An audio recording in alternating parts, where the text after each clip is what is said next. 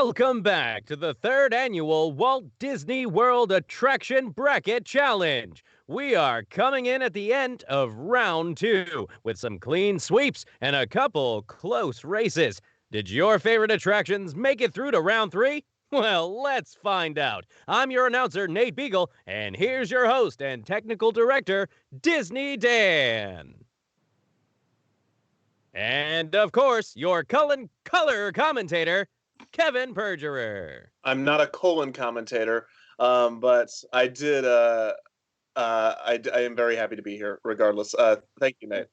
But his colon is colorful. Yeah. I was trying not to set it off on a gross tone.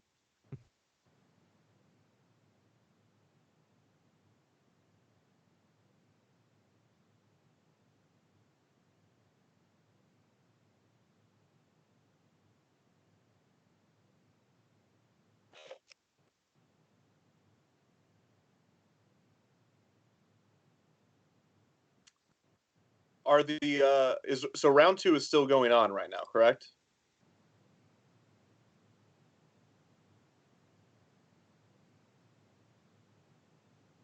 Because I don't want to jump ahead of you, Dan, and I'm sorry to do this, but right now, Midway Mania and Seven Dwarfs Mine Train are literally tied at 50-50. Like, it just happened. Yeah, that's absolutely wild. I can't believe it. So I just had to jump in there because I didn't know if you were going to close them, because if you were, I would hold off, because right now it's literally 50-50. It is changing every second. Wow, I feel like wild. we have over 1,200 people came out and voted on our new Google poll link, and after 1,200 votes, it is literally a split. Oh, and it just separated by 0.1%. With Toy Story Midway Mania taking its first lead of the entire competition. It's now 610 to 609. Okay, Seven Dwarfs just scored again. It's now 610 to 610. It's 610. 610. It's tied again. This is updating.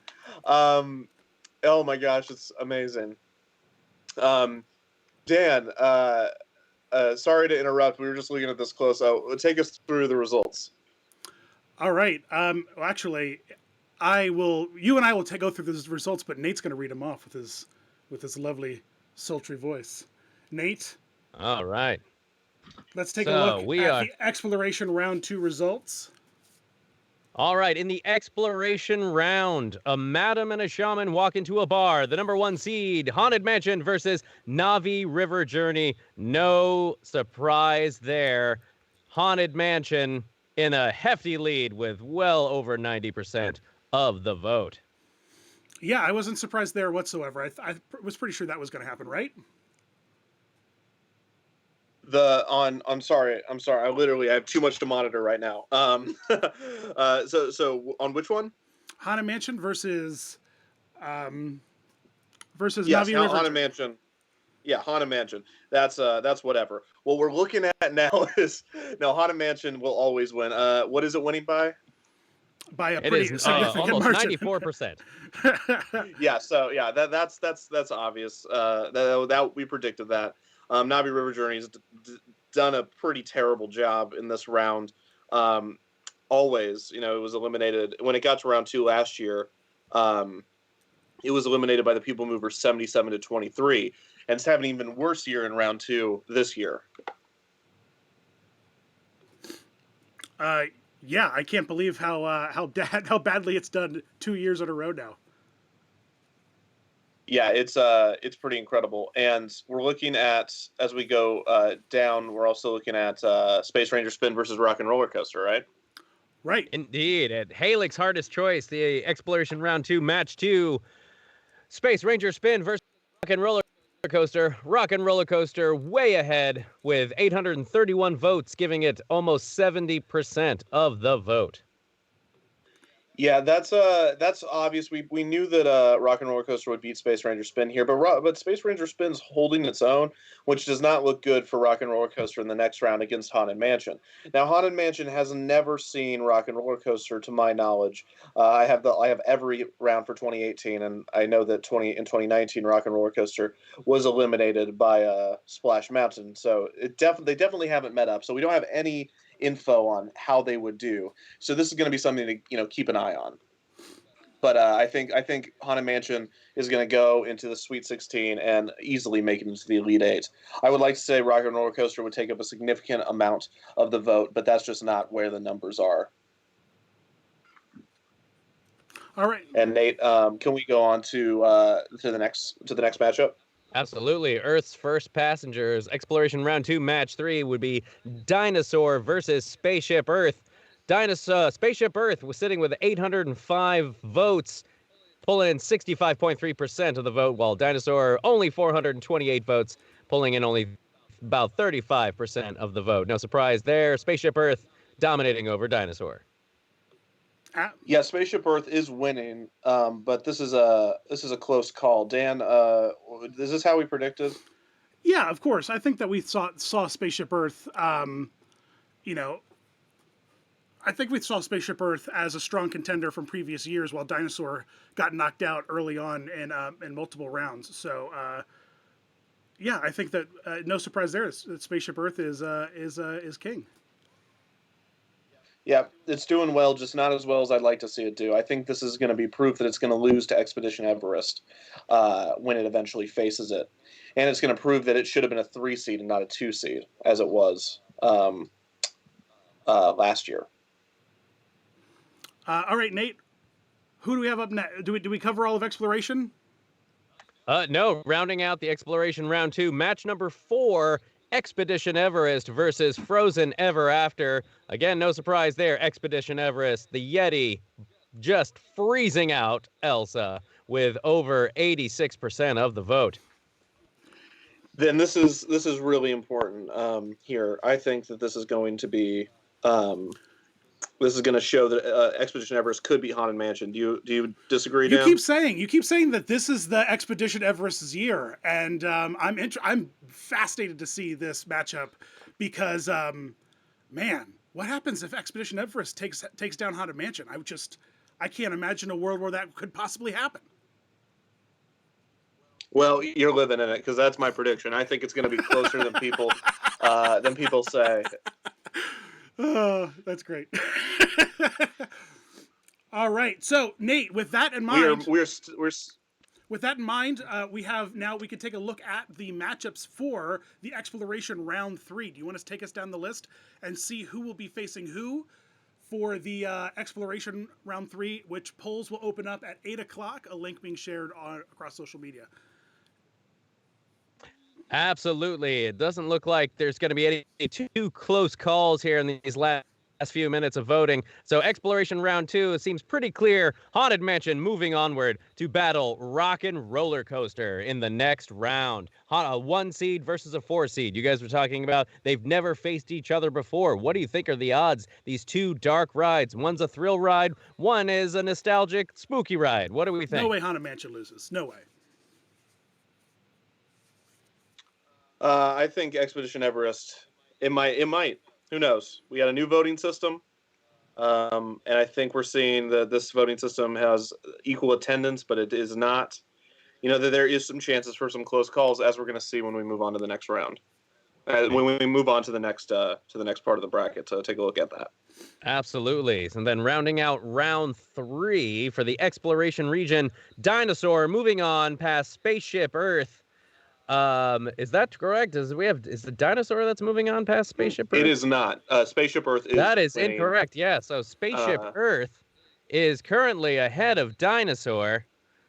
So moving onward, most likely, barring any last crazy ditch efforts for dinosaur fans to chime in. But yes, this is going to be. I think if we have anything historically to look off of, it's definitely the 2000 election between Al Gore and George W. Bush. It was called for George W. Bush before the results were completed, and George W. Bush did become president. So although politics is completely different than this voting bracket system, since we did accidentally call it for Dinosaur way too early, perhaps this is going to be the thing Dinosaur needs to push it over and beat Spaceship Earth. It is losing by a significant margin, but I would say that given this early call in its favor, who knows? This might, get it the extra, looks like 400 votes it needs in this last 10, 20 minutes of voting.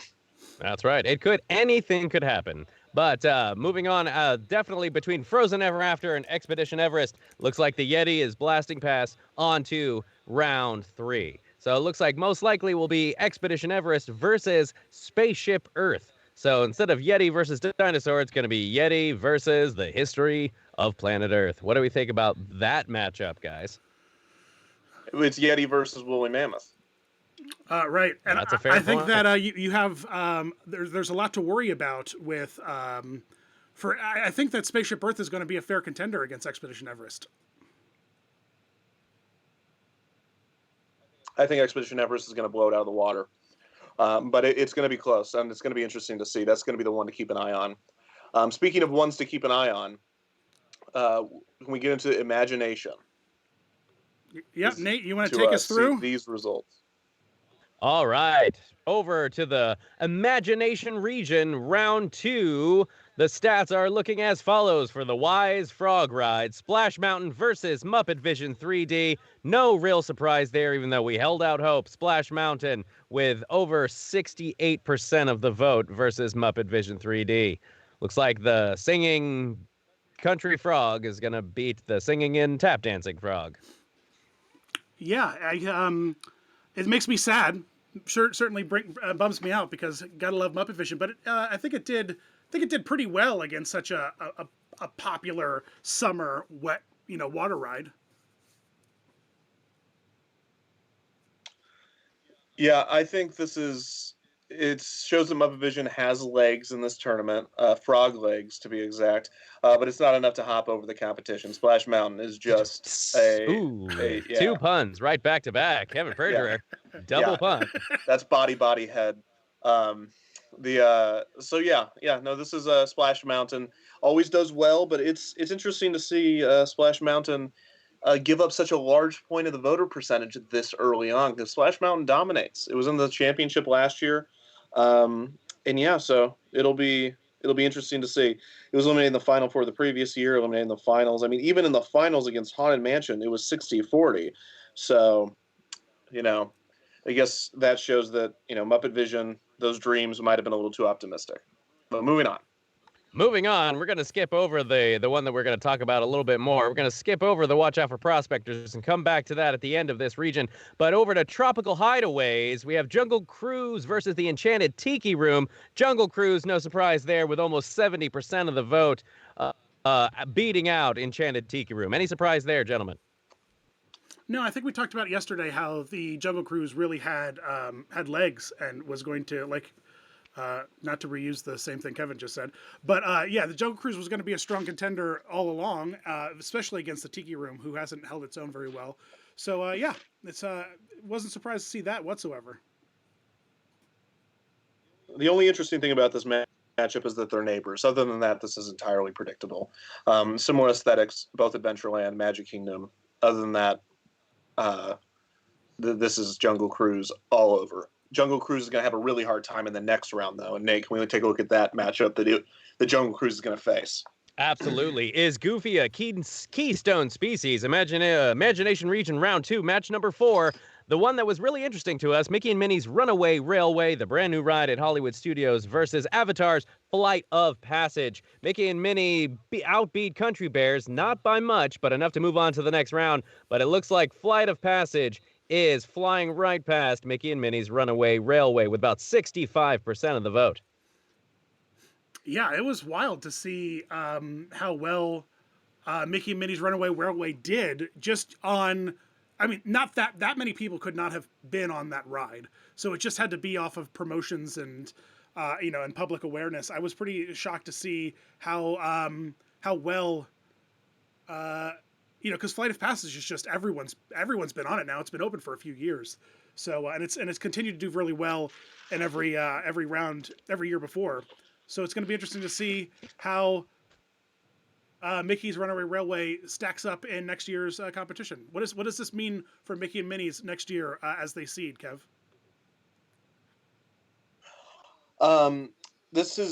It doesn't mean much for, well, Minnie's Runaway Railway is definitely underranked as a 10 seed given this information. Or is it a 7 seed? Let's see. No, it's a 7 seed, excuse me. So the Runaway Railway is still underranked as a 7 seed. Maybe we'll see it moved up to a 6 seed.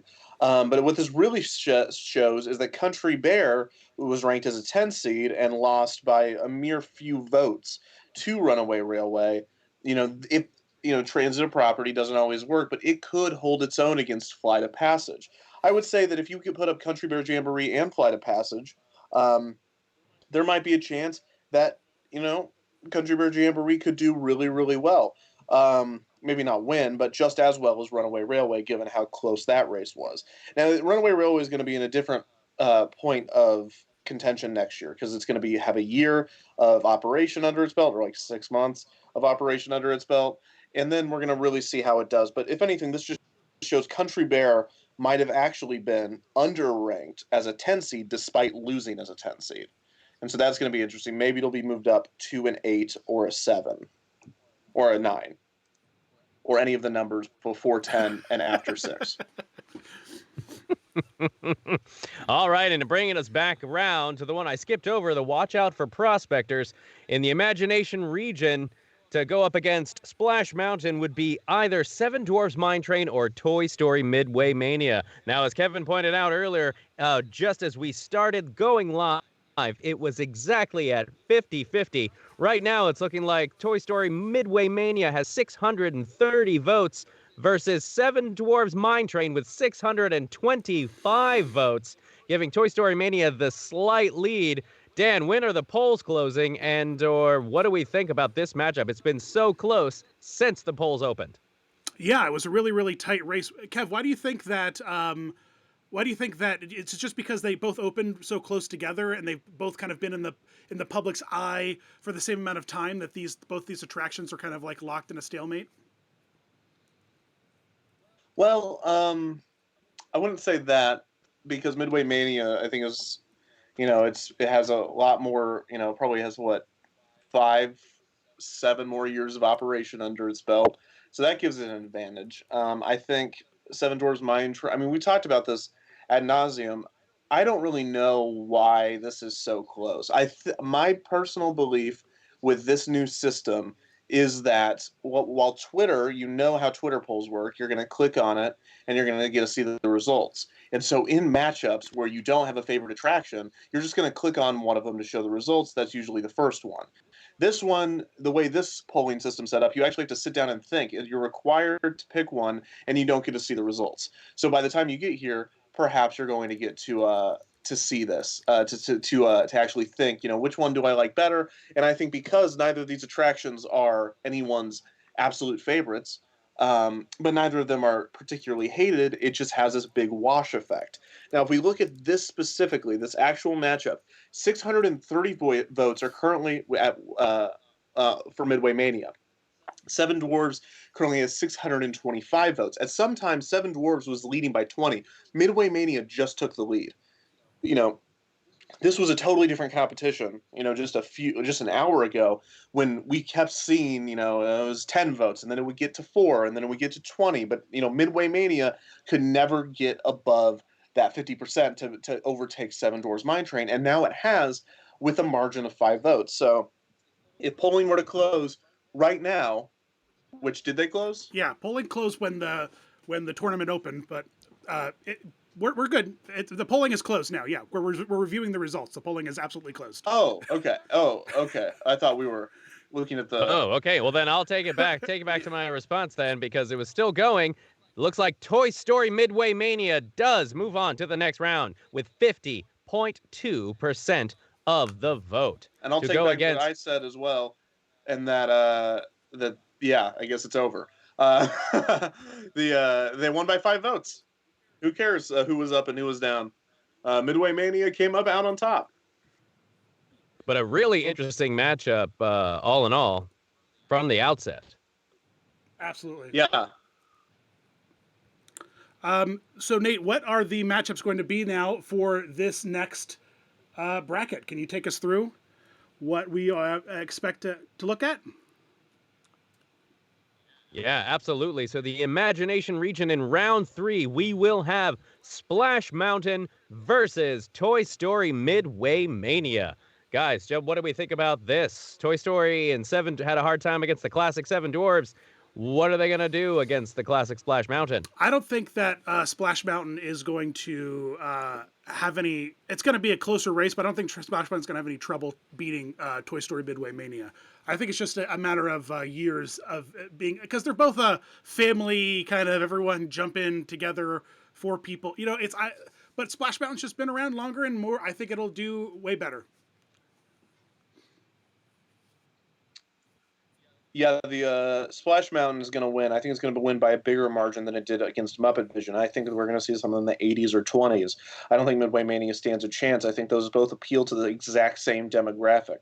It's a classic Disney both are classic Disney attractions at this point, and both are, as you said, family-friendly attractions that appeal to wide and mass audiences that are well known by mass audiences. Let's not forget that Midway Mania had one of the biggest marketing pushes of any attraction post 2000. It was just huge in the media. It was everywhere when it came out.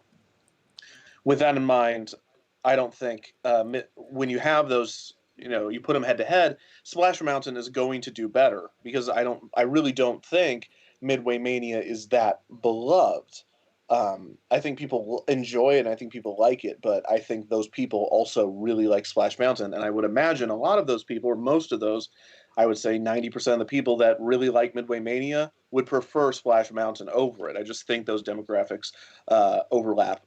It's too much for Midway Mania to stay competitive. I think we're going to see a bigger blowout than we did in round 2 for Splash Mountain. Can't wait to see what happens. All right, we want to take a look at the results for the next round, for the next region. Oh, no, we have one more. No, well, we have to finish up. Yeah, we still have, on to round 3. On the round 3 in the Imagination region, we will have the number 3 seed Jungle Cruise going against the number 2 seed Avatar's Flight of Passage. Now, this is certainly to be an interesting competition. A 2 seed versus a 3 seed, a classic ride versus a very, very popular newish ride. What do we think is going to happen here, guys?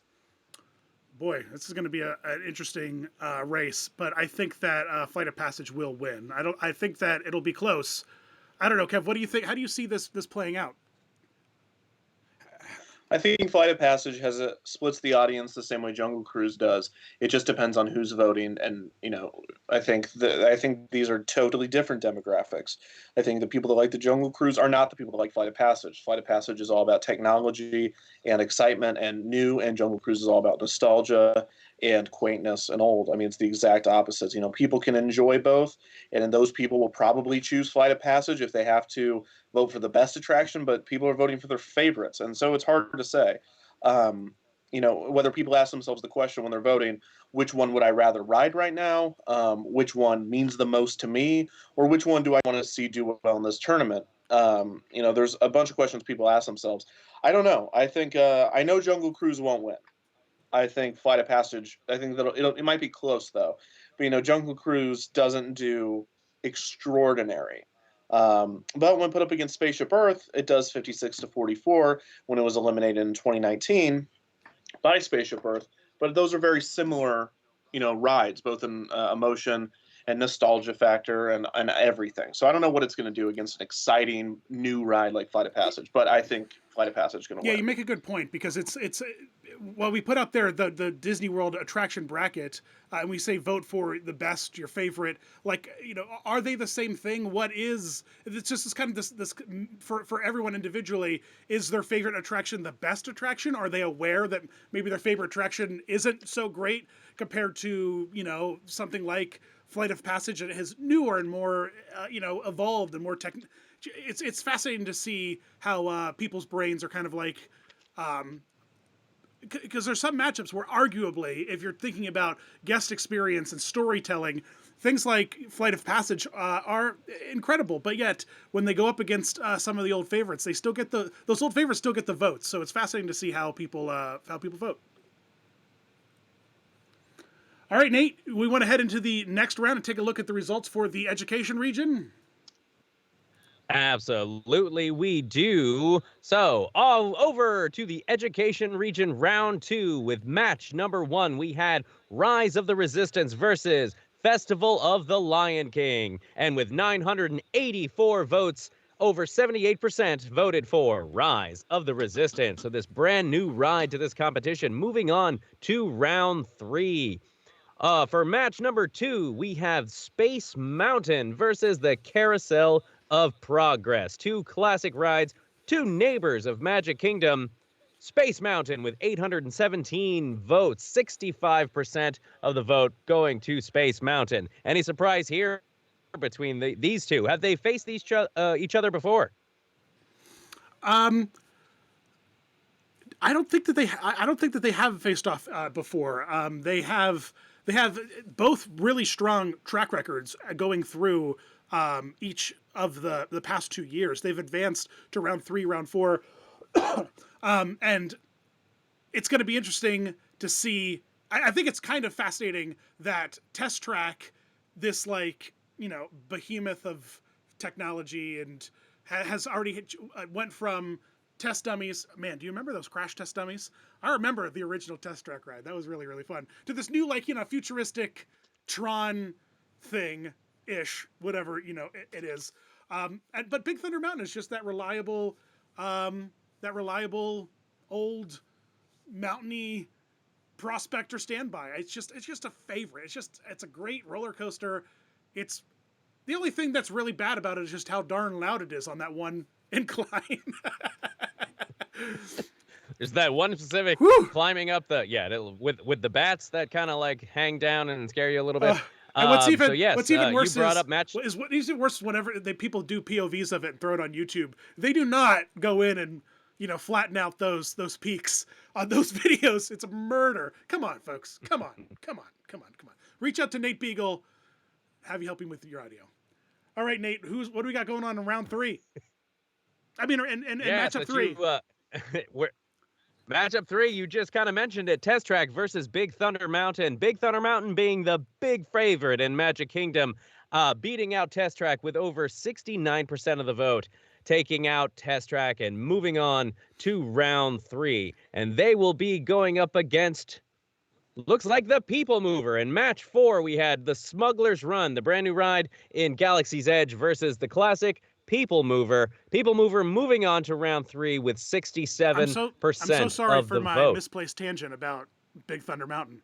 I thought that's where we were talking about. It's hard technical directing. Man, Nate, my ADD is something else. But thank you for... No, it's good. It was a mountain, whether it's in space or whether it's a big thundery one. They're still both mountains, and they're still both really fun rides. And it looks like in the education round, with the exception of the brand new Rise of the Resistance, all the winners moving on to round 3 are classic staples of the Magic Kingdom, absolutely. no less. Space Mountain, Big Thunder Mountain, and People Mover. What is it? It's really going to be an interesting. It's really going to be an interesting matchup to see where it really plays out. Nostalgia versus what's new and exciting. What's fascinating to me is how many votes Smuggler's Run didn't get this brand new ride compared to this. I mean, I know it's a fan favorite, but I think that it's a niche fan favorite. So I guess that niche fan group just came out in droves and continues to support the People Mover, because I think Smuggler's Run, man, it's a major blow for Smuggler's Run. Nate, do you want to run us through now the next matchups in the educational regional round 3? Absolutely. So moving on to round 3, we will have the number 1 seed, the brand new Rise of the Resistance, going up against the number 5 seed, the classic and fan favorite Space Mountain.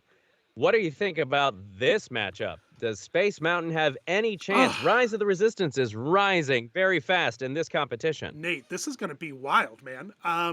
You've got like Space Mountain is about as iconic as the castle is at this point, I would say. I would say that if Magic Kingdom didn't have the castle, I think Space Mountain would be its like, you know, Grauman's Theater or, you know, Tree of Life kind of thing. It's just such an iconic, just baked into what Walt Disney World is. You know what I mean? Like, for crying out loud, Tommy Tune tap dance on the top of the Disney World Railroad to promote it. That's how important this ride was. He did. He did indeed do that. So I think, this is going to... Lest we all forget. I think that Space Mountain is going to be an interesting wild card in this, that up against Rise of the Resistance. I don't know how much of a chance Rise of the Resistance has when it comes to something so great. I mean, Rise has only been open for a few weeks. I don't know. I think Space Mountain's going to do pretty well. I think that is going to be a matchup that will be just as close, if not just as close as we've had with Country Bears versus the new Mickey and Minnie, and the Toy Story Midway Mania versus Seven Dwarfs Mine Train.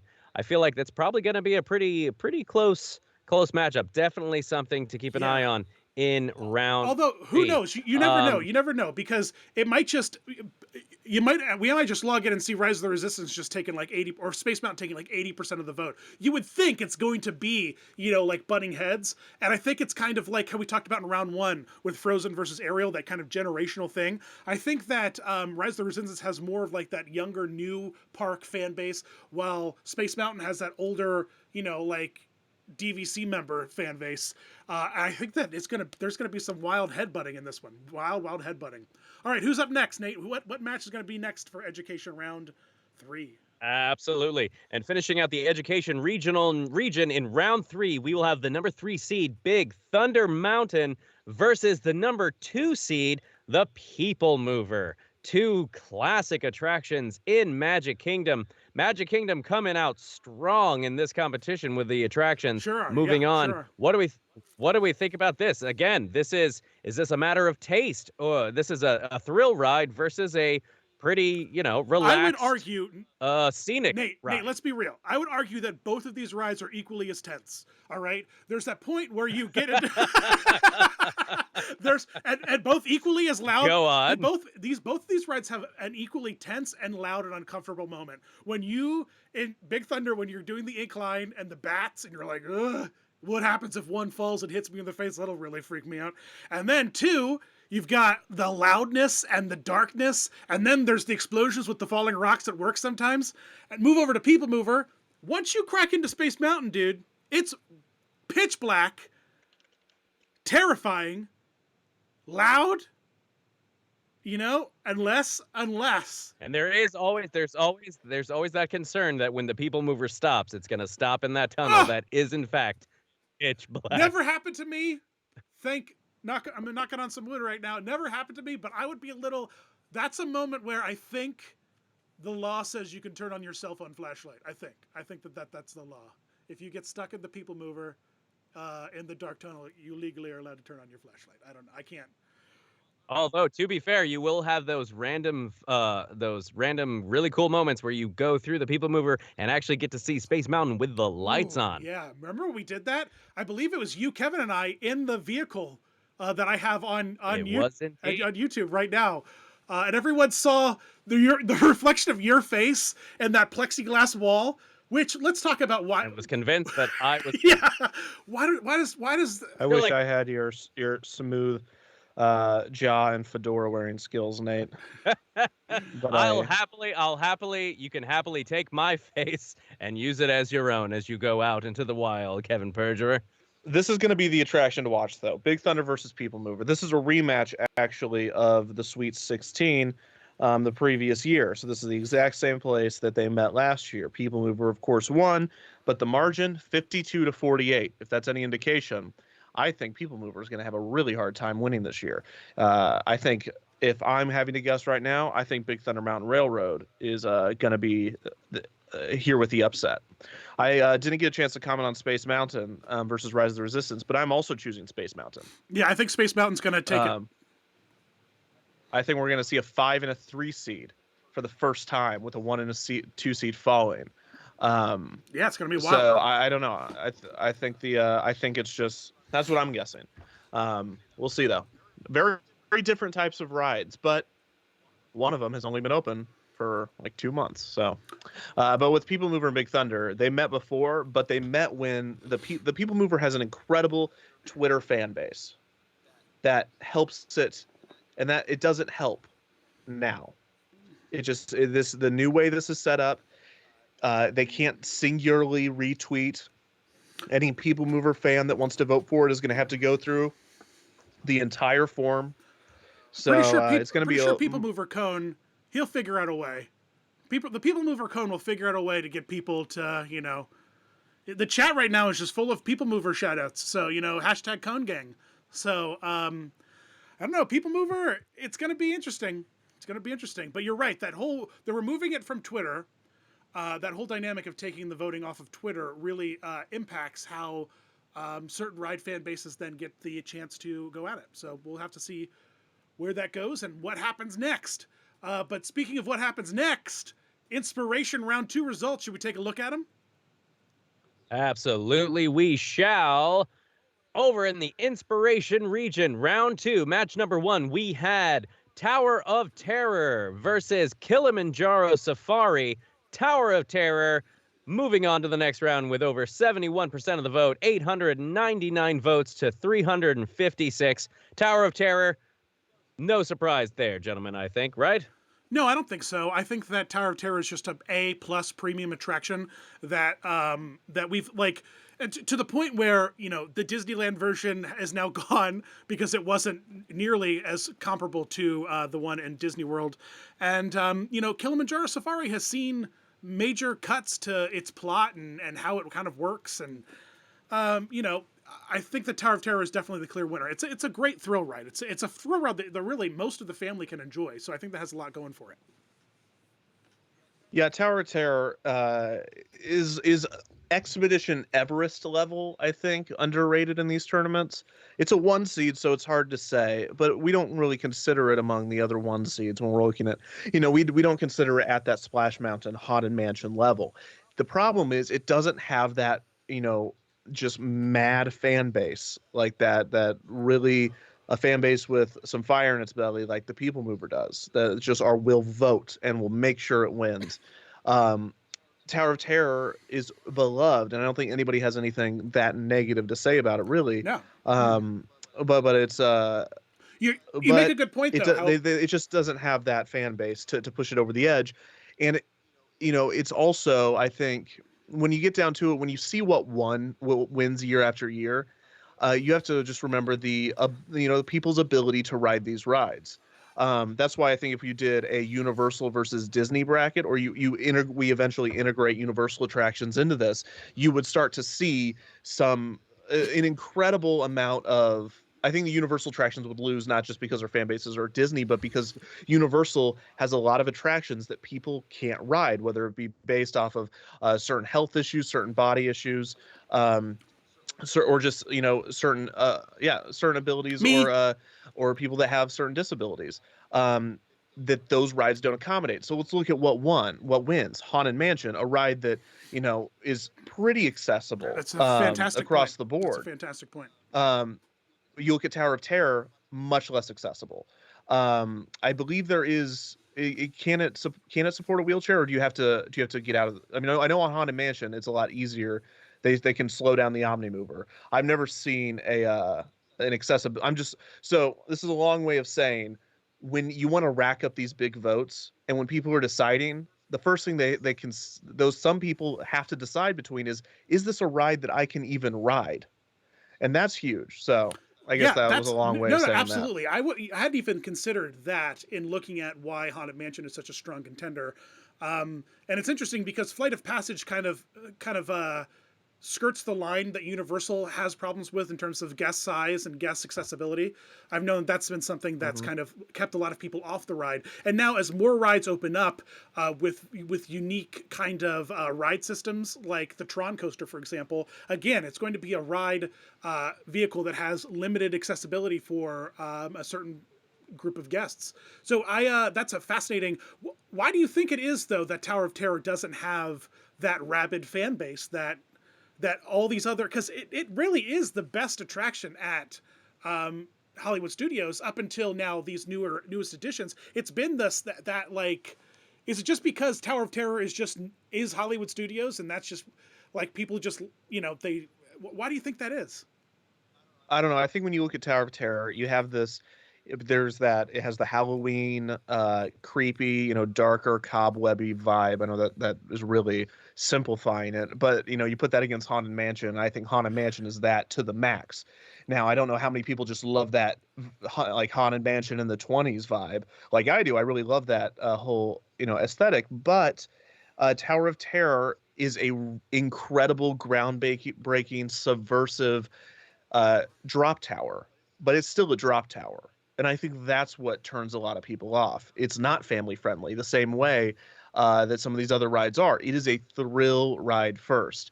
And that is always going to hurt it to a certain point, because even if you don't have a certain accessibility problem with boarding or unboarding that stops you from doing so easily, there are still people that either by personal preference, or they just cannot do it just because of health issues, or it just doesn't work with their body specifically. It's that feeling of falling in a lot of people. It's just that disqualifies them from riding the ride. I just think that's a good point. With any of these thrill rides, that feeling, or the up and down, some people are describing it in the comments. If you're going to get your cobwebs from somewhere, and you have one of those, ailments, or you have one of those things to think about when you're riding something, you're going to get your cobwebs from the Haunted Mansion. Hashtag get your cobwebs. Nate, what do we got up next? All right, after the Twilight No Poaching Zone round match, we have match number 2, Space Smells Like Pennies, which we discovered space smells like a lot of things, but maybe not pennies. I don't know. What did we discover last night? But please just don't even bring it up.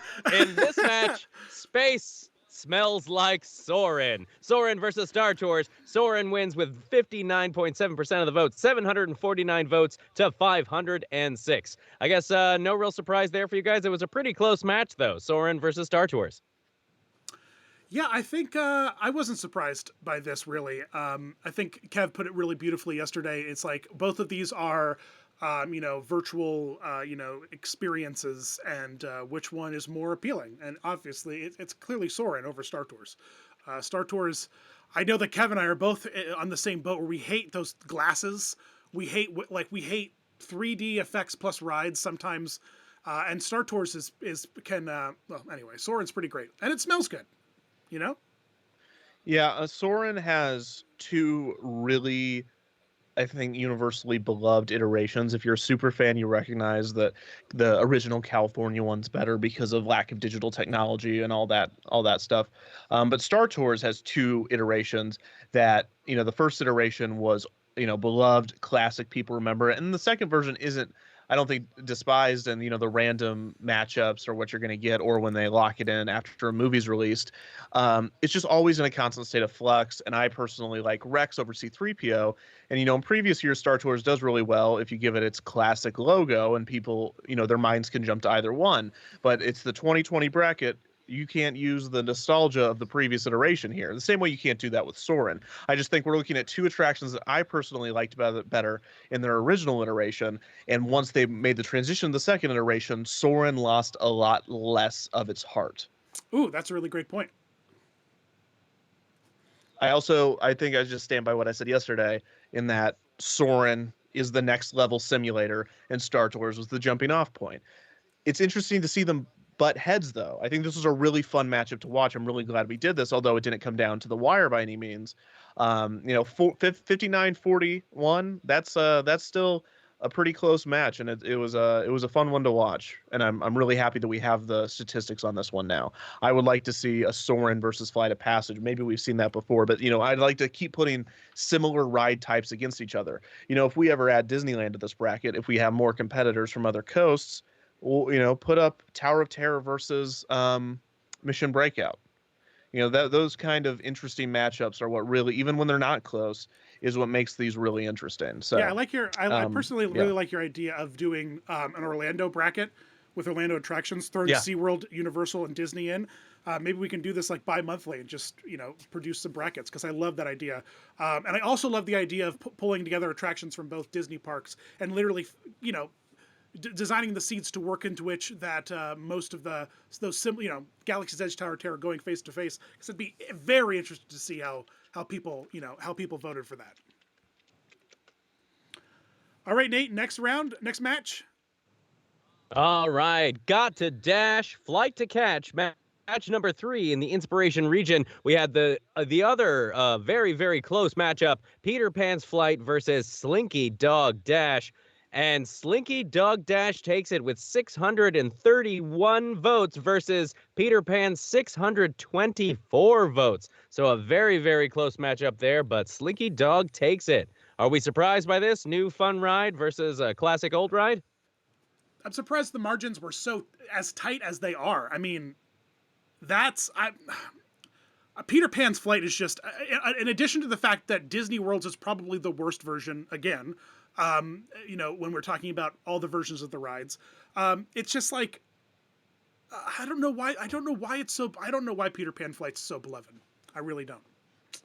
I can answer that. It's so beloved because it is I think it's the only suspended Omni-Mover. People love it. It's a flipped dark ride. It's super fun in that sense. And it's had years and years and years at the park. What other classic dark rides are there at Magic Kingdom that that are still there? Mr. Toad's gone, Snow White's gone. You have It's a Small World, but that's kind of in its own. People don't consider that a classic dark ride, because it is, of course. But when you think dark ride, you think dark, and It's a Small World is a very bright show building. You can see all the broken ceiling tiles, versus that Mr. Toad, Pinocchio's Daring Journey, Roger Rabbit's Cartoon Spin. That's that difference of a dark ride rather than a show building boat ride.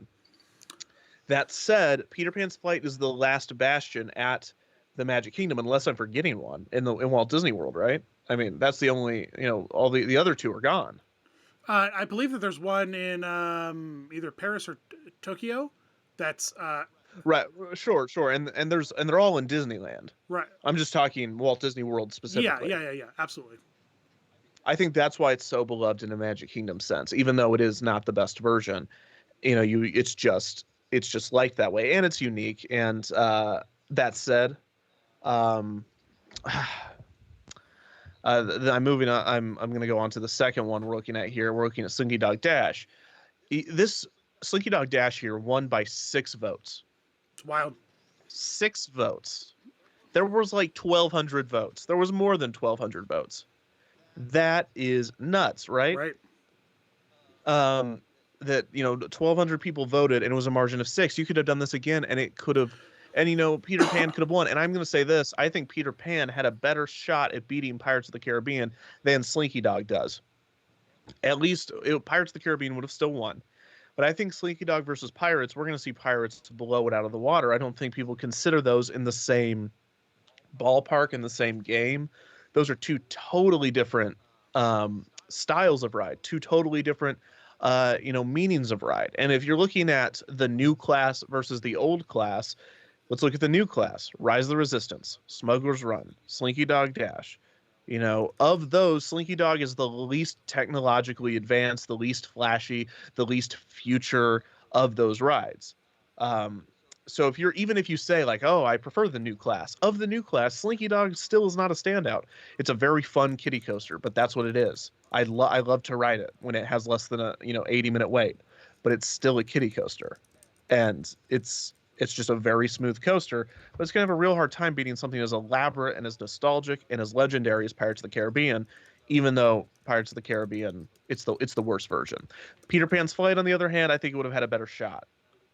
Still would have lost, but. Well, speaking of Pirates of the Caribbean, in our match 4, it was Pirates of the Caribbean versus Living with the Land, and Pirates with the clear win with 881 votes versus 374 for Living with the Land. The Battle of the Boats is over. it's over. And man, it was such a close race at the top of the voting hour. They were neck and neck, and then Pirates just pulled ahead, strongly ahead. Do you think that, like, with something like Slinky Dog and Peter Pan, or something like the Seas, the Living with the Land and Pirates, the fact that these votes are so dynamic is because the lack of that Twitter instant feedback and being able to push this ride and this ride? Because I think that, the Living with the Land would have gotten way more votes if we were on Twitter with that massive Epcot fan base. But now it really it got creamed pretty hard versus Pirates. I'm not sure. I think Living with the Land is the one ride that I think a lot of Epcot super fans even acknowledge is slightly dry. Personally, I enjoy Living with the Land as a, I just had some food at Seasons, and my Soarin' Fast Pass isn't for another, 30 minutes. That's what Living with the Land is to me. Without the Bob Moline song, what's the point? It's, I mean, honestly, if I can't hear Living with the Land we all love, Nature's Plan will shine above, why would I go on it? They're growing tomatoes upside down, Kevin. That's why they're growing tomatoes in the air. Yeah. That does nothing for me. But that's just me personally. I think, Epcot fans are going to come out and, support Spaceship Earth, but they don't come out the same way to support Living with the Land, regardless of whether it's on Twitter or not. But that's my own view. It still did very well. It did pretty up great, against Pirates. Especially against Pirates. What would be interesting is to put up, Pirates of the Caribbean Disneyland. I mean, I'm just throwing stuff out there. Why these things do well. Pirates of the Caribbean, this is the first year it has had that asterisk next to it that says Magic Kingdom, which I think hurts it. So, yeah. Nate, you want to announce then our final matchups for Inspiration round 3 before the voting goes live at 8? Absolutely. So moving on to round 3 in the Inspiration region, we have the number 1 seed Tower of Terror versus the number 5 seed of Soarin'. Then we will also have the number 3 seed Slinky Dog Dash versus the number 2 seed Pirates of the Caribbean. What do we think? Do we think any close races here between these two matchups, or are there going to be any complete shutouts, any upsets? What do we think is going to happen with these? I think that I don't know. I don't know that Soarin's going to do very well against Tower of Terror. I think that it's going to Tower of Terror is going to take it, go to the next round for sure. I agree. I believe they have met before. Let's see if I can find that. They were. Yes, so Tower of Terror beat Soarin' in 2019, last year. Although I believe it was in the Elite 8. This is them meeting the Sweet 16. Tower of Terror won 64-36. So I got to say, that's not even close. I think Tower of Terror is going to run away with this thing. Yeah, not even close. What about the second matchup? How do you think Slinky Dog's going to do against Pirates? I think it's going to be somewhere in the 60-40s, maybe 70-30s. But I don't think Pirates is going to rack up something like 80 or 20 or 90 or 10, anywhere in between there. I think it's going to be close-ish, but I don't think it's going to be close. I think Pirates is going to run away with it as well. I don't think this is of all the regions that we're looking at, where we have, People Mover versus Big Thunder, which, they've faced each other, but back then they were only lost by 4 points, or, Rise versus Space Mountain, that's super interesting. That region's interesting. This region seems extremely predictable. Yeah, it is pretty predictable, I think. I don't think we're going to see anything really crazy here. But that said, voting's about to open. To just give my final predictions and everything, we have Haunted Mansion going against Buzz Lightyear. Or Rock and Roller Coaster, excuse me. Haunted Mansion's going to take the cake. Yeah, and then Dan, you want to take us over to that to the full list of the matchups that are about to open? Yep. You want to just read it off of? Yep, we got the full. Absolutely. For some final. You want to just read it? You want to read it off of the polling that's about to go up? Yeah, absolutely. I think we could set up for what the polling categories are going to be for these. Yep. We have. They're going to be going up again. This is another Google form situation where they're going to be heading up on the Google Forms as a voting. You're going to go through all 4 regions and vote for each matchups. Going to be, of course, 8 matchups, 2 in each region, and it's going to be lots of fun. All right, Nate. All right, here we go. So coming up for round 3, in the first region here, we will have the Monster Mash, Haunted Mansion versus Rockin' Roller Coaster. And then we will also have, let's make sure I'm looking at the right bracket here. Expedition versus Space. It says currently Dinosaur, but it is Space. Yes, the missing link would be Expedition Everest versus Spaceship Earth. And we will also have the Happy's Laughing Place category, Splash Mountain versus the Seven Dwarfs Mine Train, and the Navi. I'm sorry, go ahead. I believe Toy Story Midway Mania won. You're right. I apologize. It's Splash Mountain versus Toy Story Midway Mania, and then the Navi River Cruise, which will be Jungle Cruise versus the Flight of Passage. If I had to give out my predictions, it's going to be Haunted Mansion, Expedition Everest, Splash Mountain, and I'm going to go with Jungle Cruise.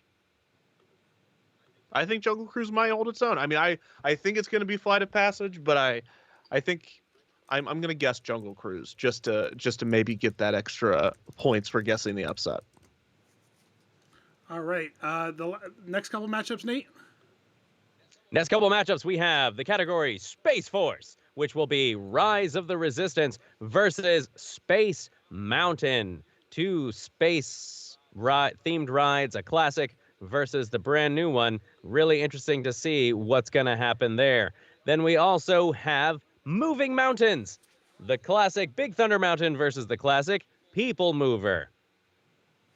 Our next category, do we have any comments on those two? The 2 spaces versus the 2 classic Magic Kingdom rides. I'm picking 2 upsets. I think Space Mountain and Big Thunder. Yeah, I definitely see that happening. It'll be interesting to see where the polling goes. Are we thinking the Rise is going to have any close race against Space Mountain? It's played really well in this competition so far, even being so new. Rise is going to be close. I mean, I think Rise has a really great shot. Obviously, it's the 1 seed, but I think I don't know. It'll be interesting. It's also a matter of, in this attraction, people like the Space Mountain Disneyland better because of its smoothness, but they like the Space Mountain 2-track setup. Space Mountain is a original attraction at both parks. They're both different, I should say. They both have different versions. Both have pros and cons. Rise of the Resistance was a copied attraction, so I think people have a less. They don't want to vote for it. I think maybe as much because there's also one in Disneyland. It's not. They don't want this to win the Walt Disney World attraction bracket because there's an exact clone that opened at the same time a month later in Disneyland. So that's all to say. I'm still going to Space Mountain. All right, and the 2 other categories that you will be voting on here, I believe the polls are open and already votes are pouring in. We have the Acrophobia category, which will be Tower of Terror versus Soarin', and then that dog is never going to move. A playoff of the Pirates of the Caribbean ride versus Slinky Dog Dash. Any upsets? Any close calls? What do we think is going to happen here, gentlemen? Well, it's we're looking at about 43 people voted thus far. I think what we're seeing is interesting so far. I mean, Expedition Everest and Spaceship Earth are really close. I think Expedition Everest is still going to pull ahead. Now it's gaining votes. It's almost at 60% of the vote. We're seeing wider gaps open currently. Right now, if I wanted to read to you the the results at the moment. We have Haunted Mansion beating Rock and Roller Coaster. That's expected. Rock and Roller Coaster is pulling a significant amount of that vote away from Haunted Mansion. Expedition Everest versus Spaceship Earth. Expedition Everest and Spaceship Earth are basically neck and neck at this point. Rise of the Resistance and Space Mountain. Rise is winning and it's gaining. So I think I might eat my words, and Space Mountain does not seem like it's going to win based off of this. Big Thunder is beating People Mover, though, as currently predicted, but I think that's going to change as the People Mover fans fill out the bracket. Splash Mountain versus Toy Story Mania. Splash Mountain is, winning quite significantly. That seems like that's going to be the story all night with this matchup. Jungle Cruise is losing to Flight of Passage much more significantly than I imagined, so that's interesting to see. Tower of Terror and Soarin' looks to be a very similar story, almost exactly the same margins of somewhere around 64 and 36 that it beat it last year. And finally, Slinky Dog Dash is losing to Pirates of the Caribbean, but it's not a blowout for a 2 seed going against. Is Slinky Dog a 3 seed? So yeah, it's not a blowout. But if we're looking at 2 seed versus 3 seeds, the real one to look at is Expedition Everest versus Spaceship Earth. Yeah, fascinating. Although, it was indicative of yesterday where we saw some, some big gaps like this. Some of them tightened up real fast overnight. So it's going to be fascinating to see as results start to pour in, how many. We've just hit 100 votes now. How these attractions start to bounce around. I have the up on the screen right now all 8 of the face-offs with the results tallying live, and man, it's good. Everybody, all these fans are being amazing. They're going to that link and already starting to vote. Over 100 votes here in just about 4 minutes. This is pretty great, and it's actually really fun to watch. Watching the votes go up and down. Doesn't look like any real immediate shutouts other than Splash Mountain and Haunted Mansion performing obscenely well right out of the gate. The other ones could be anybody's game. Nate, do you think that Haunted Mansion is going to take it, or are you are you siding with Kevin that it might be Expedition Everest's year? Who do you see at least go into the final 2? The final 2 out of those 2, absolutely. It's definitely going to be the Yeti versus the Ghosts, and that is the one that I'm really intrigued to see what's going to happen. I have a feeling Haunted Mansion, it's a #1 seed for a reason, right? It's taken the crown the last 2 years running. Slim chance that it doesn't make it to the final 4. Yeah, I absolutely agree. Kev, are any of these numbers surprising you? It looks like Big Thunder Mountain and People Mover, the gap is starting to close just alongside Expedition Everest and Spaceship Earth. It looks like these 2 are definitely going to be some fun matches to watch as the votes start to pour in. Yeah, so as we're looking at this is really interesting to watch. Big Thunder Mountain and People Mover is really close. I think People Mover people are going to be very, very disappointed.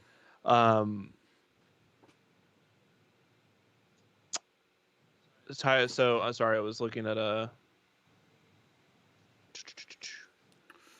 don't know, but with Excuse me, I'm watching the live matchups. Anyway, so Expedition Everest, Spaceship Earth, Big Thunder Mountain versus People Mover. We have 2 giant coasters, literally giant mountain coasters, staples of Walt Disney World, going against 2, the futuristic, nostalgic, Epcot-esque, Tomorrowland-esque attractions. It's excitement versus tranquility, and right now excitement is winning. Who knows though? Maybe it'll even out. I mean, but with Big Thunder and People Mover is making a comeback. It's almost 50-50 right now. It is going up and down. You're right. That's the one that seems to be the one to watch in this particular round. Big Thunder Mountain versus People Mover. Those bars are going up and down. They're basically neck and neck. They are the closest match in this Sweet 16 so far. Man. Sorry, we're all quiet now. Sometimes all you can say as we're watching the results.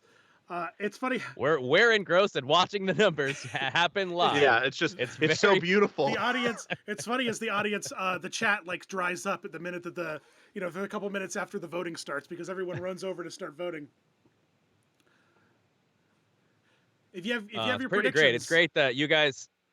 Yes, it's really great that you fans out there have been so great in being able to transition over to this new polling system that we're using now off of our very first round because Twitter just couldn't handle your excitement. But Google Forms is thankfully able to handle this excitement and keep up with us in real time. It's pretty great.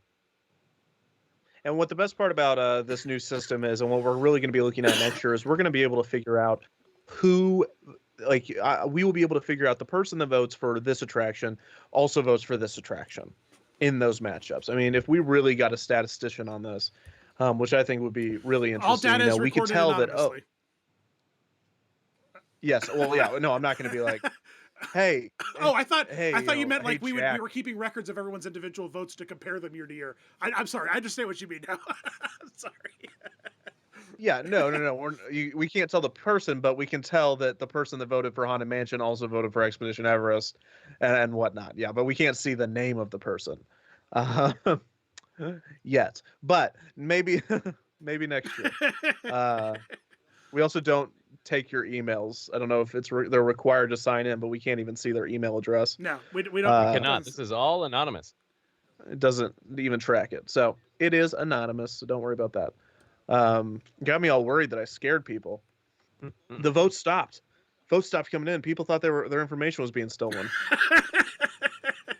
Oh my goodness, man! Big Thunder Mountain Flight of Passage and Jungle Cruise is about 60-40 right now. People Mover had a little bit of a lead there, but Big Thunder Mountain has come back to take it over. And Slinky Dog Dash is doing nothing to fight. Slinky Dog Dash and Rock and Roller Coaster are.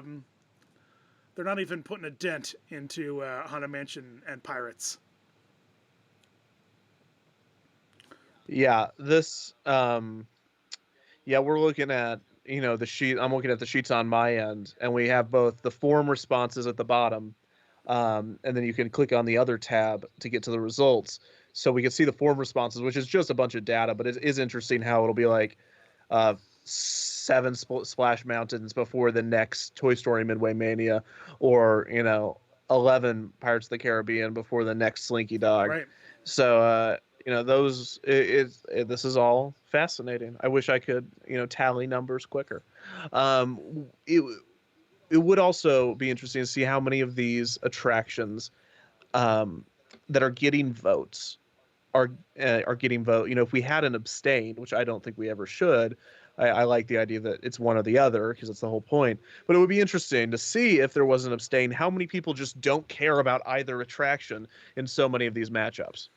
Oh, that's an interesting choice. Should we? Do we want to throw that in for the next round, or should we wait till next year to add the abstained option? I don't think we should do it. I think I like the fact that they have to choose one or the other. I don't think there's any point in having an abstain. Yeah, every face-off is required vote, and your votes don't count until you submit it. So you have to choose. You have to make the choice, the ultimate choice. Yeah, it's the ultimate sacrifice. Rise of the Resistance and Space Mountain, 60-40. Tower of Terror and Soarin', 60-40. Not Jungle Cruise Flight of Passage, 60-40. The only one that's really doing super well is Haunted Mansion, 80-20. As well as the good old Mountain of Splash. Mountain of Splash is definitely pulling out strong. Right. Yeah, Splash Mountain's doing well. Pirates of the Caribbean's doing really well. People Mover's making a comeback. People Mover currently has 49.6% of the vote to Big Thunder's 50.4%. So, that might overtake it at any point. It's really interesting to see Spaceship Earth is showing a healthy turnout this early in the competition versus Expedition Everest with a little over 46% of the vote and climbing. Yeah. Man, the People Mover is upsetting the Google Forms. Look at the graph keeps jumping up and down because the race keeps getting so tight. It has to adjust the percentage. Yeah, it's literally 50-50 right now. It's literally I think this is People Mover's current momentum with the fans. Yeah, will it hold? Which might pick back up toward the end, but as more, as everybody else votes, I don't believe it will. I think Big Thunder has got it this year, unless the People Mover people try to rig the vote in some way, which I don't believe they will. People mover, moving people. Taking it back to what you said, it's really interesting that everybody this time has to vote. If they vote for one thing, they have to vote for all of the rounds. And it, like you said, you have to make the choice. It was really interesting seeing some of the turnout responses on Twitter of how some people were really upset about having to make certain choices in this last round. Yeah, people didn't like to choose between Soren and Star Tours. I found it interesting. People tried to explain to me, why I said yesterday and today why I thought Soren was better, and I thought, it still has people think of that attraction as its original and blah blah, and they said, oh no, you're wrong, but the votes don't lie, and Soren won. And so, you can argue all that. It's like, oh, that's not what people think, but they think the attraction's better for whatever reason. And I think that's the same thing here with so many of these attractions, is people don't like to vote between two different things when they're so similar, and they don't like to vote between two different things when they're so far apart.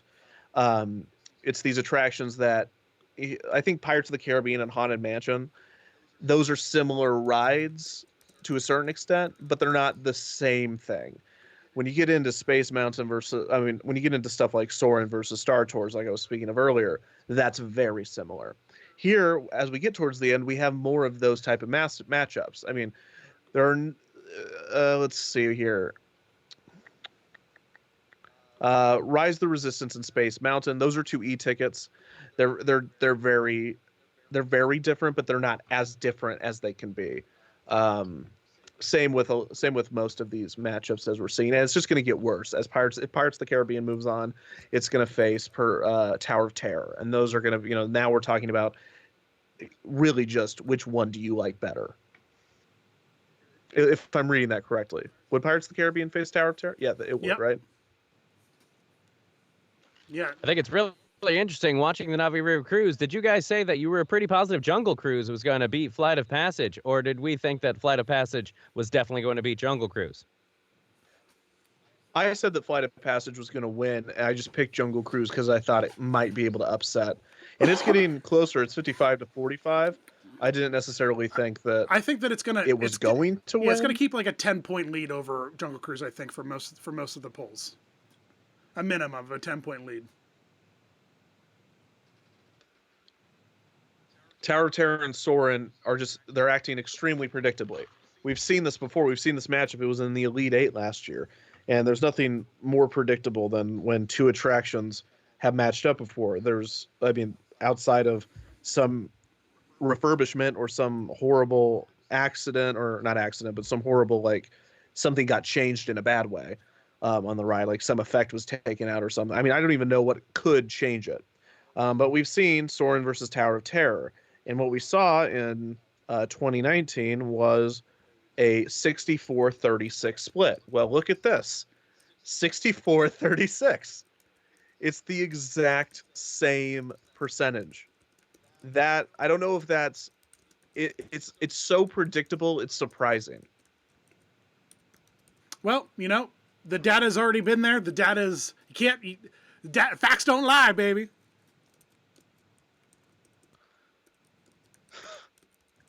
Yeah, he's right. As Penn and Teller famously say, numbers don't lie, we do. But we're not going to lie to you folks. We're just going to read the numbers as they pop up here, as the votes come pouring in. What's our number of votes in thus far? I'm unable to see that. I can see the percentages, but how many votes do we have so far now that the polls have been open for almost 20 minutes? 300 votes. All right, 300 votes. Last night, throughout the whole round two, we had a little over 1,200 people voting in round two. What do we think our turnout is going to be on this one, boys? The same 1,255 people going to vote, or are we going to get a little bit more? I think we're going to see less. I think people vote less until the championship, when it's directly in their faces. These middle rounds are harder for people, because unless you still have your favorite attraction in, when you have Muppet Vision gone, and you have Tiki Room gone, and you have Carousel Progress gone, and you have Test Track gone, and you know so many of these that people are like, okay, I'm voting because Test Track's my favorite ride in Walt Disney World. They're not going to go through this whole process. You know, their favorites already gone. Muppet Vision, Country Bear, like all those. So many people's favorites are gone. But then towards the end, I think more people come back. So I'm going to say less people. I don't know, Dan, do you agree? No, I think that it probably will be probably less people. But I don't know. Last year we had a pretty consistent turnout all year throughout the whole throughout each week. So I think that people get invested. They just want to they want to see who wins, and then sometimes it becomes a revenge story. You know what I mean? Where it's like, someone took out my favorite ride, and I've got to go take them down with my votes, with my freedom of expression. I don't know where I was going with that, but well, we're looking at Big Thunder People Mover right now. Big Thunder's still ahead. Rise of the Resistance is against a 5 seed right now, and I believe, are all of the 1 seeds going against 5 seeds currently? Let's look. Or did Space Mountain upset a 4 seed? That's a great question. Let's see. Rise of the Resistance 1 seed versus Space Mountain 5 seed. Big Thunder's a 3 seed versus People Movers 2 seed. And then Tower of Terror 1 seed versus a 5 seed of Soarin'. And Slinky Dog a 3 seed versus Pirates a 2 seed. Okay, so Space Mountain is a 5 seed though, right? Correct. And so Space Mountain beat Carousel of Progress, a 4 seed. Right. Okay, yeah. So I believe is that the only 5 seed going against a 1 seed? I think it is. All the others are 1 seeds versus 4 seeds. It's also Tower of Terror versus Soarin', which is also a 1 seed versus a 5 seed. Oh, is it? Okay. Well, let's look at that then, because we have Tower of Terror versus Soarin', and that's the same rankings as Rise of the Resistance versus Space Mountain. But look how high Space Mountain is on this, 40 to 60. That's a 1 seed versus a 5 seed. That's not necessarily the most normal thing. We can go back and look at previous tournaments, how 5 seeds fared if they were eventually eliminated by a 1 seed. And I'm pulling that up now. Okay, so last year 2 of the 5 seeds were eliminated in round 2, so they never got a chance to face a 1 seed. Perhaps 3 of them were. I am now searching for the last time a 5 seed faced a 1 seed, and I can't find it. We have 2 this year, which is great, but I think last year all the 4 seeds faced 1 seeds. Yeah, we definitely have 2 1 versus 5 seeds. We also have 2 1 versus 4 seeds. Right. So 1 versus 4 is what happens if like on a perfect bracket, right? Where the lowest number, the highest ranking team always wins. Because what that does is a 5 beats a 12, a 4 beats a 13, the 4 and the 5 go together, and the 4 wins because it's a higher rank, and the 4 would eventually beat the 1 seed, who beat the 16 seed, then beat an 8 seed, and then faces a 4 seed. So in order for a 5 seed to face a 1 seed, there has to be an upset in that 4 seed versus 5 seed round. Because of this, that has not happened very often. I'm looking and I cannot find one. 6 out of the 8 that I've actually found so far were never made it to the Sweet 16. I think this is our first tournament where we did find one. Here we go. Spaceship Earth was a 5 seed. We found one, folks. Was a 5 seed, and it beat the 1 seed Jungle Cruise. So we have had one situation where a 5 seed beats a 1 seed, but this was in 2018. This was the first year Jungle Cruise should not have been a 1 seed. That was way overranked. I was just gonna say Jungle Cruise was a 1 seed in 2018, was now in this year 3 seed. Did it knock down a seed every year from 1 in 2018 to 3 to here in 2020? Let's look at that for you, Nate. To answer that question, we are looking for Jungle Cruise. Jungle Cruise was a 1 seed. Then it was a 6 seed. It was not knocked down to a 2. It was knocked all the way down to a 6, but it performed well enough to be knocked back up to a 3. Interesting. And then seeing how this one plays out here, now that it's on to the Sweet 16, if it moves on to the Elite 8 versus Flight of Passage, is that going to bode well for its future seeding in other years? If which attraction? The Jungle Cruise? Jungle Cruise. Yeah, sorry. I'm jumping around on my spreadsheet. That's why I'm taking so long to respond. Yeah, the Jungle Cruise, it's not going to hurt its seeding. It's performing exactly how a 3 seed should when it goes against a 2 seed in the Sweet 16. If you think about it like this, you have 4 1 seeds, 4 2 seeds, 4 3 seeds, and so on. In the Elite 8, there should only be 1s and 2s in a perfect bracket because there's 4 1s and 4 2s. So that 8. In the Sweet 16, there should be 1s, 2s, 3s, and 4s. And 4 of each, so 4 times 4, 16. There shouldn't be 5 seeds in a perfect bracket because that means perfect bracket means there's no upsets, and there shouldn't be 6 seeds. So a Jungle Cruise, a 3 seed, not making it into the Elite 8, which should only be 1s and 2s, is predictable. That's just how if all the rankings are quote unquote correct, that's how it should happen. So if anything, this is just proof that the Jungle Cruise is perfectly seeded. It's doing, just as well as it should. What we only look at in this situation is if the Jungle Cruise doesn't make it, we look at how much it lost by.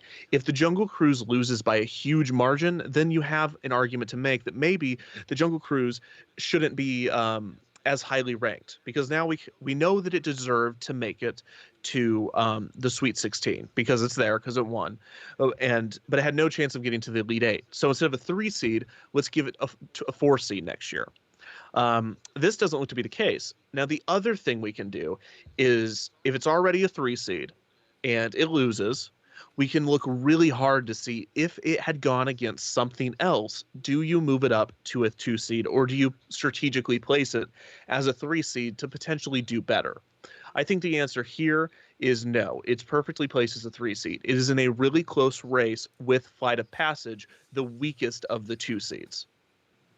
So that was a long answer, but it's really interesting. And so did you say not typically, I guess in a perfect bracket, typically a 5 seed does not move on to the Sweet 16. Here we have 2 5 seeds that beat higher seeded attractions to move on to the Sweet 16. Is this a rare thing? Is this something that was unexpected? In basketball, it's not a rare thing, or in any other sport, because there's so much unpredictability with sports that's almost never.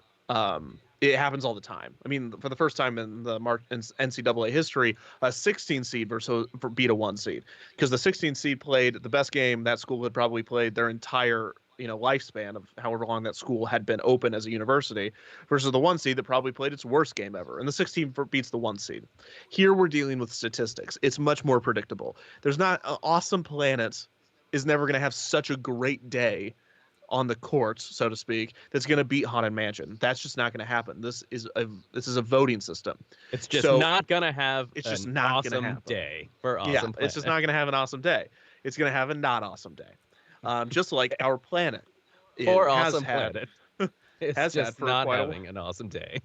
Like our planet is not having an awesome day.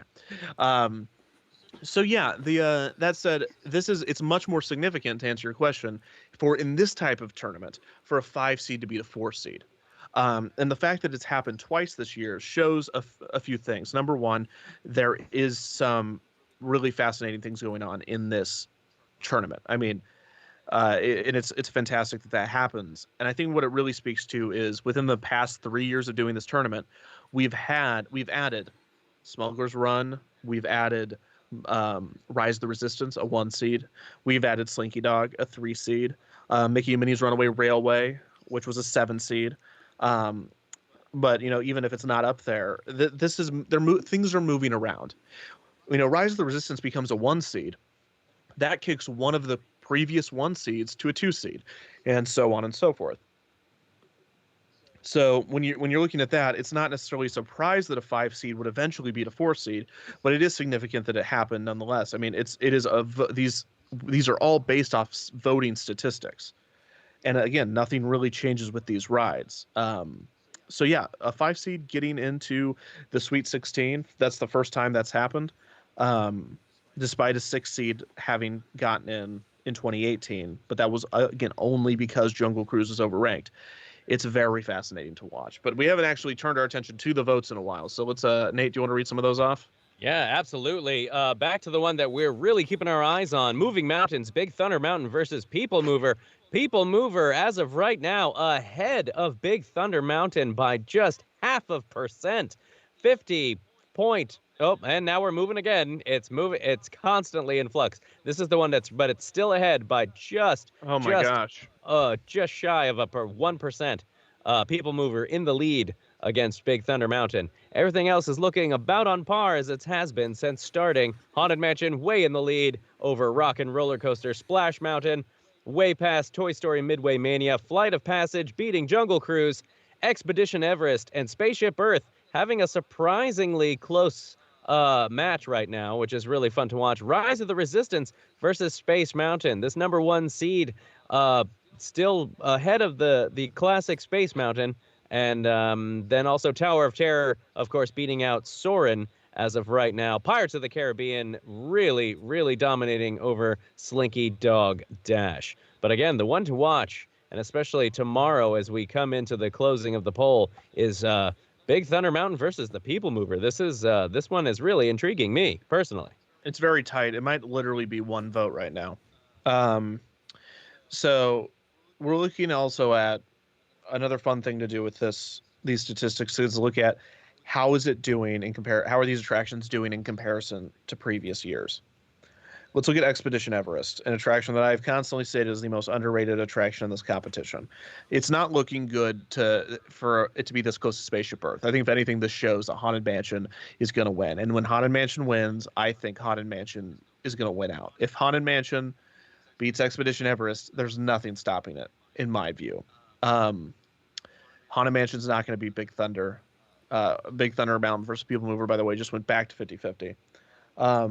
Let's look at Expedition Everest. In 2018, eliminated in the Sweet 16 by Tower of Terror. It was incredibly underranked as a 5 seed in 2018.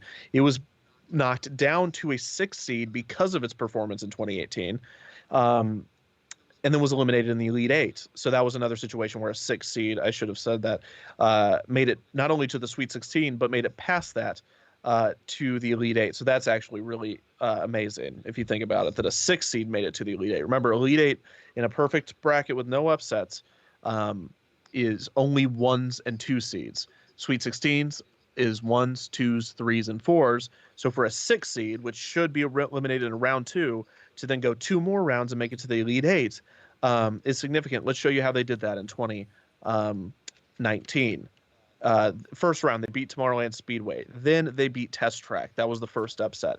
Then they beat Space Mountain, the second upset.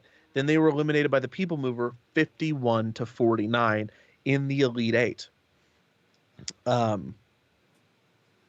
That's as close as it gets. And I think if you put the People Mover up against Expedition Everest today, I think Expedition Everest wins by a higher margin than Big Thunder is right now, given that's literally more than 2 votes right now.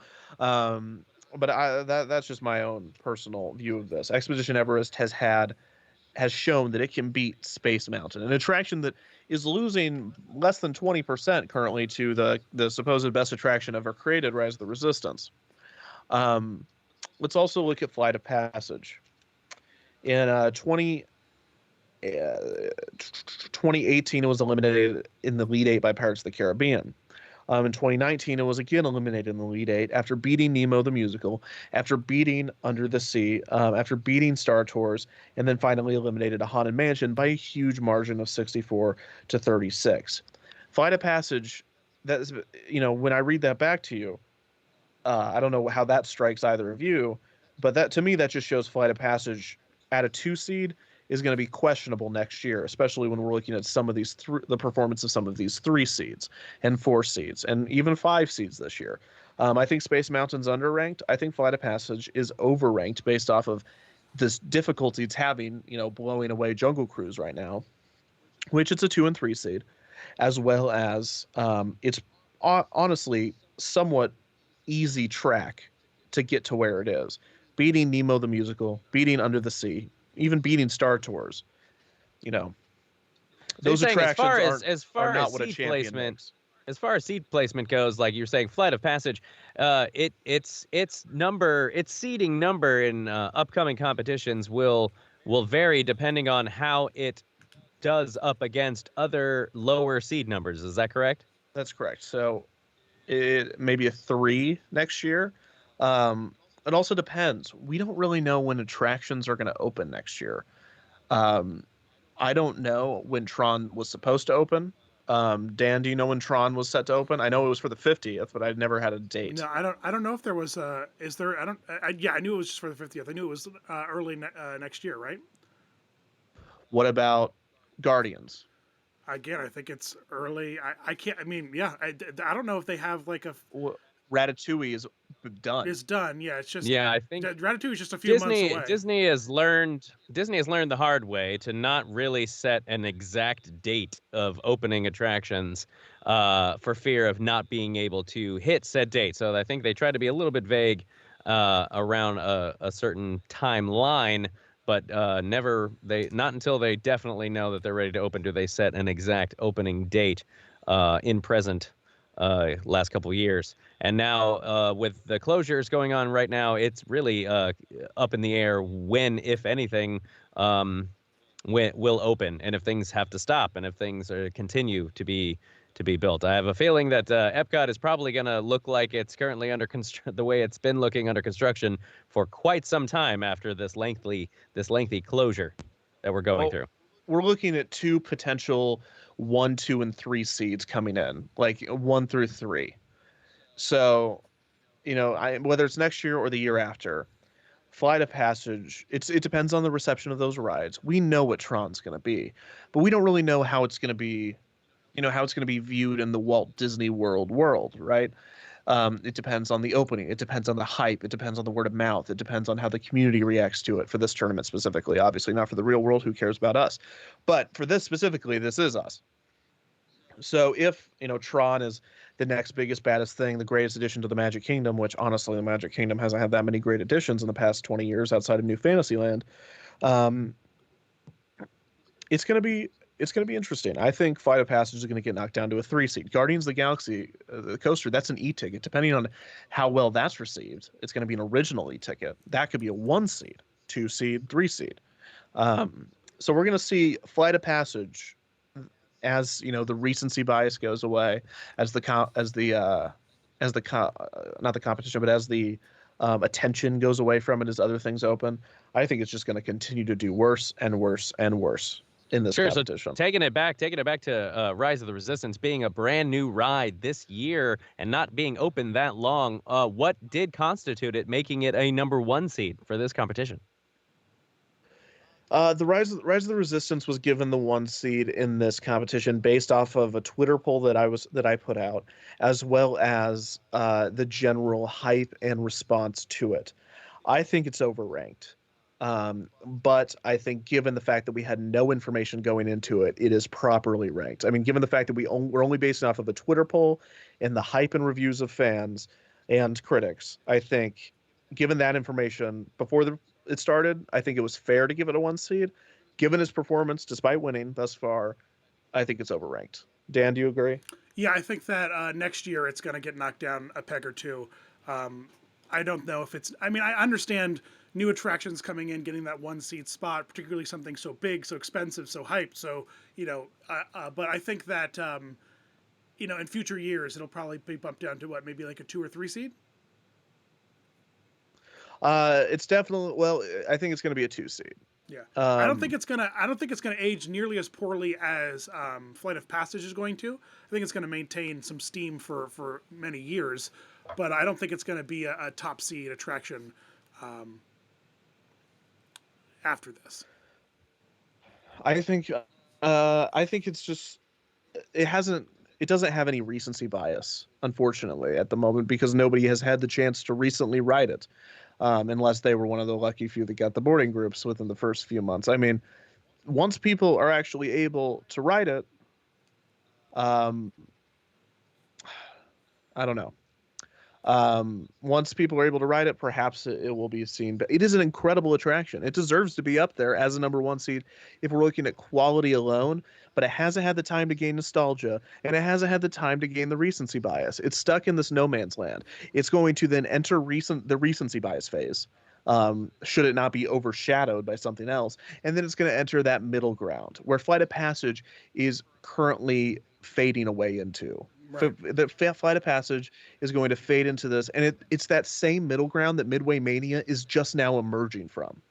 Midway Mania, the biggest baddest attraction of the early 2000s, it goes away in promotions. It's no longer the attraction they're slapping on at or like Orlando Airport. It's no longer the attraction that's on the billboards. That recency bias is gone. It falls into its general popularity, subpopularity obscurity, I'll call it.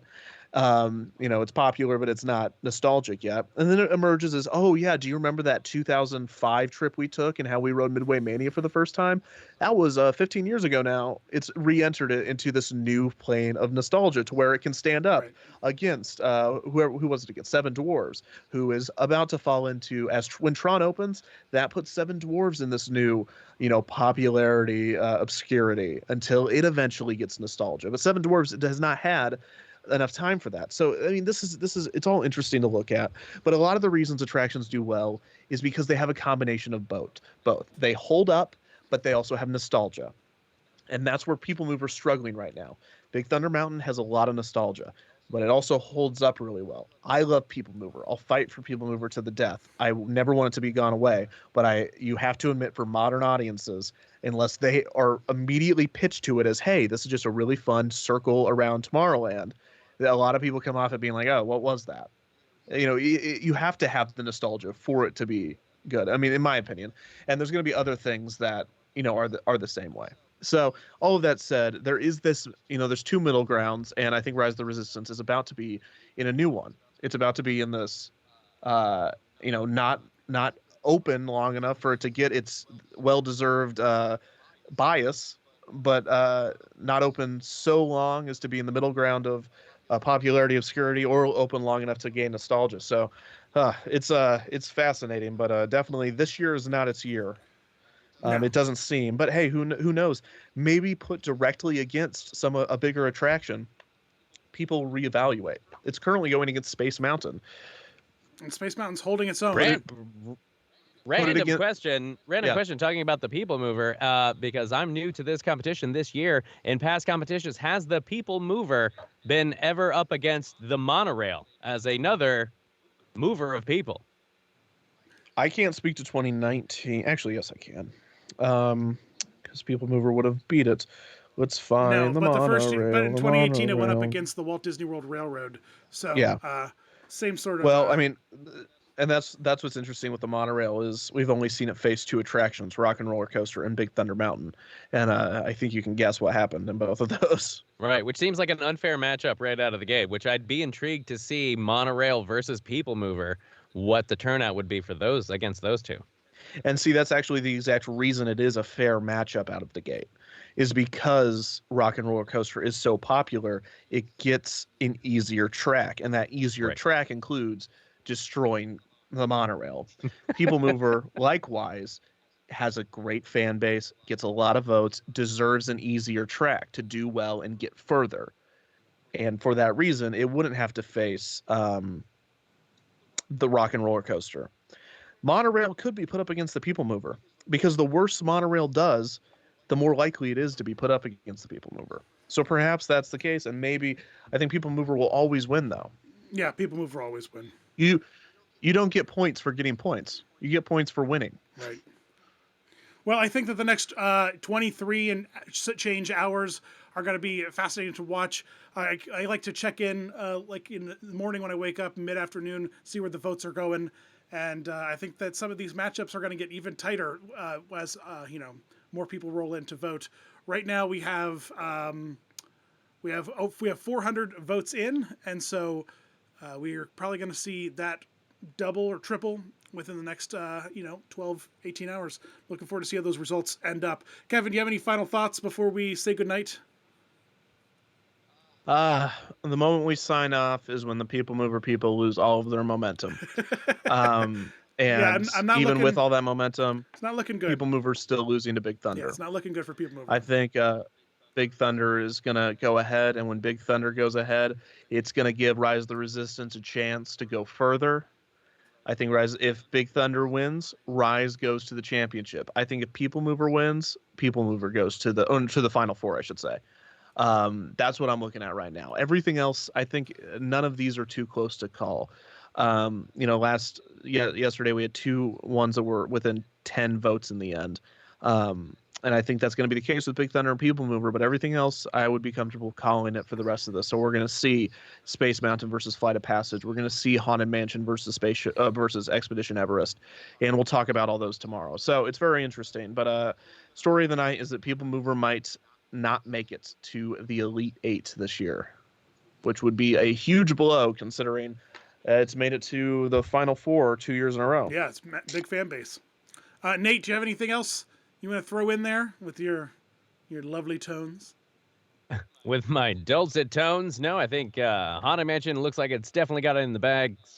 Splash Mountain, Expedition Everest versus Spaceship Earth. That's the other one that I'm really intrigued to see what's going to happen. Not as big of a gap there as we might have thought. So pulling for the Yeti. And Big Thunder versus People Mover. Absolutely. Let's hope the People Mover people come out and bring some of their people, and their people have more fun with people, and everybody comes out and votes.